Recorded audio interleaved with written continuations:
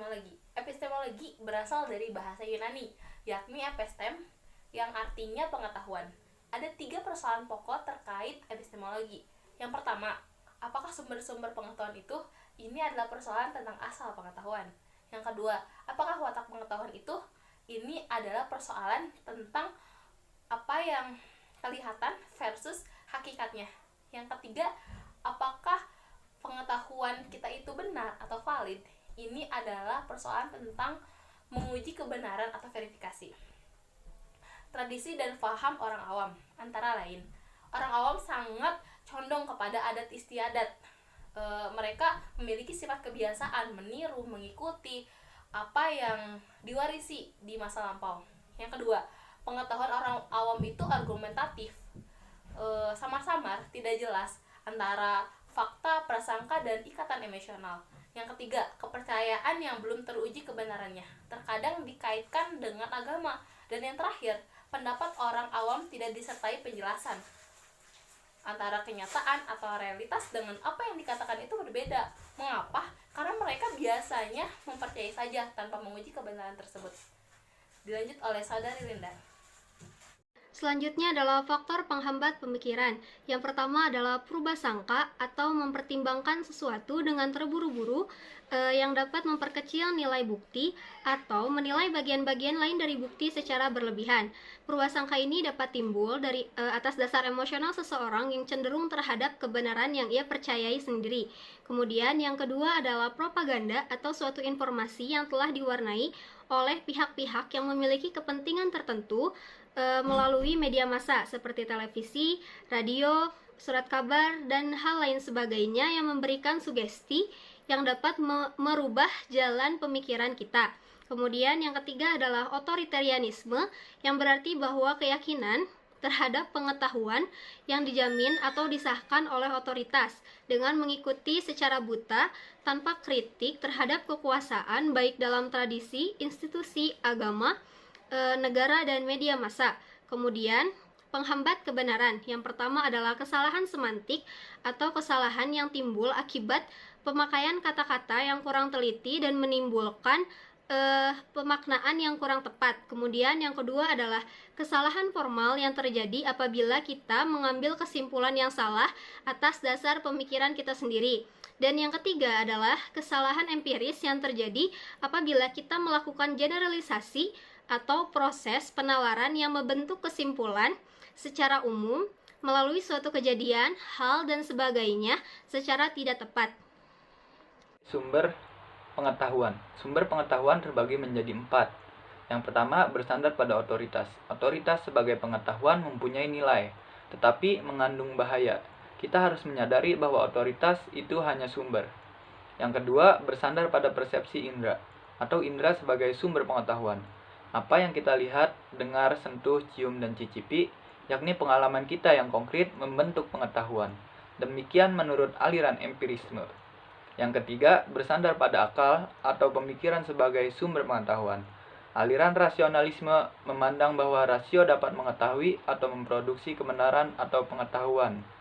Itu diperoleh dengan membanding-bandingkan ide dengan ide. Yang keempat, bersandar pada intuisi atau diri sendiri sebagai sumber pengetahuan. Pemahaman yang langsung tentang pengetahuan yang tidak merupakan hasil pemikiran yang sadar atau persepsi rasa yang langsung.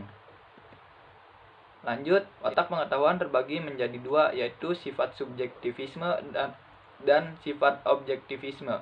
Sifat subjektivisme adalah pandangan bahwa objek dan kualitas yang kita ketahui dengan perantara indera kita tidak berdiri sendiri, lepas dari kesadaran itu terhadapnya. Realitas terdiri atas kesadaran serta keadaan kesadaran tersebut, walaupun tidak harus kesadaran kita dan keadaan akal kita. George Berkeley, filsuf dari Irlandia, ia berpendapat bahwa benda-benda itu bersandar pada pikiran. Dunia ada karena ia difikirkan dalam akal Tuhan. Persoalan yang dihadapi dalam subjektivisme adalah apa yang dinamakan oleh Raif Barton Perry sebagai pemikiran yang didasarkan atas pengalaman diri sendiri. Apapun yang kita lakukan tidak dapat keluar atau melewati batas pengalaman kita sendiri. Yang kedua, sifat objektivisme. Objektivisme adalah pandangan bahwa objek dan kualitas yang kita persepsikan dengan perantara indera kita itu ada dan bebas dari kesadaran manusia. Argumen objektivisme menolak pemikiran subjektivisme dan penggunaannya secara lebih positif. Ada realitas yang berdiri sendiri terpisah dari akal. John Locke dengan teori salinan mengatakan bahwa kualitas pertama berada di dunia luar, sedang kualitas kedua berada dalam akal. Akal mengetahui salinan dari benda-benda luar. Nah, selanjutnya adalah cara mengetahui pengetahuan. Yang pertama dengan logika formal. Nah, yang kedua adalah menyelidiki fakta empirisnya. Yang dimaksud fakta empiris di sini adalah kajian yang berupa observasi untuk membuktikan kebenaran sebuah teori. Yang ketiga adalah rasionalitas yang menyeluruh. Yang dimaksud dengan rasionalitas yang menyeluruh adalah cara berpikir yang berusaha mengintegrasikan apa yang telah dipikirkan dengan apa yang telah terbuktikan melalui observasi. Sebelum mengetahui sahnya sebuah pengetahuan, kita harus terlebih dahulu tahu apa yang dimaksud dengan kebenaran dan benar itu sendiri. Nah, dalam Kamus Besar Bahasa Indonesia, kata benar mengandung arti sesuai, tidak bersebelahan, dan dapat dipercaya. Sedangkan kebenaran mengandung arti keadaan, kecocokan yang sungguh-sungguh ada. Untuk menentukan sahnya pengetahuan, para filsuf menggunakan 3 cara untuk menguji kebenaran. Antara lain, yang pertama adalah berdasarkan teori koherensi. Secara sederhana, dapat disimpulkan bahwa berdasarkan teori koherensi, suatu pernyataan dianggap benar bila pernyataan itu bersifat koheren atau konsistensi dengan pernyataan-pernyataan sebelumnya yang dianggap benar. Bila kita menganggap bahwa semua manusia pasti akan mati adalah suatu pernyataan yang benar, maka pernyataan si Fulan adalah manusia dan si Fulan pasti mati adalah benar. Sebab pernyataan kedua adalah konsisten dengan pernyataan yang pertama. Yang kedua itu adalah kebenaran berdasarkan teori korespondensi.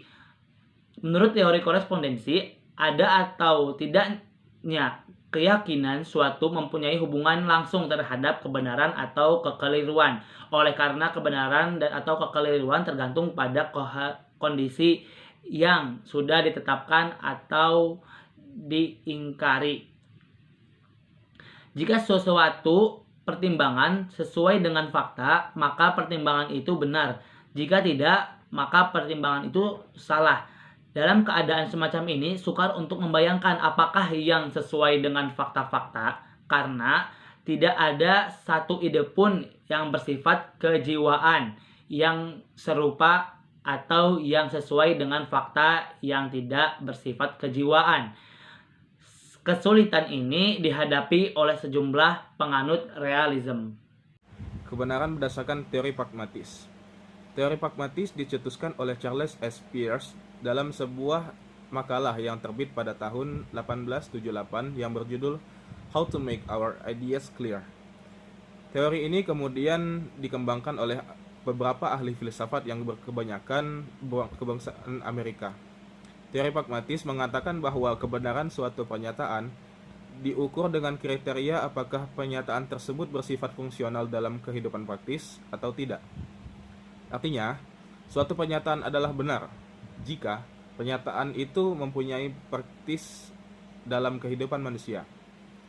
Nah, dalam ajaran kita, terdapat kebenaran yang tidak berasal dari hasil ketiga ukuran tadi, seperti yang disebutkan oleh saya dan oleh Miftah. Karena kebenaran itu datang dari Tuhan dan harus kita jadikan sebagai patokan awal. Dengan kata lain, kita tidak ragu lagi dengan kebenaran Tuhan, karena tidak ada lagi setelah kebenaran Tuhan, melainkan kesesatan. Jika teori kebenaran tersebut, yang ketiga tadi, dijadikan sebagai alat ukur kebenaran, maka manusia tidak akan mencapai kebenaran secara sempurna, karena kebenaran tersebut hanya menggunakan penalaran rasional semata tanpa disertai oleh kebenaran agama.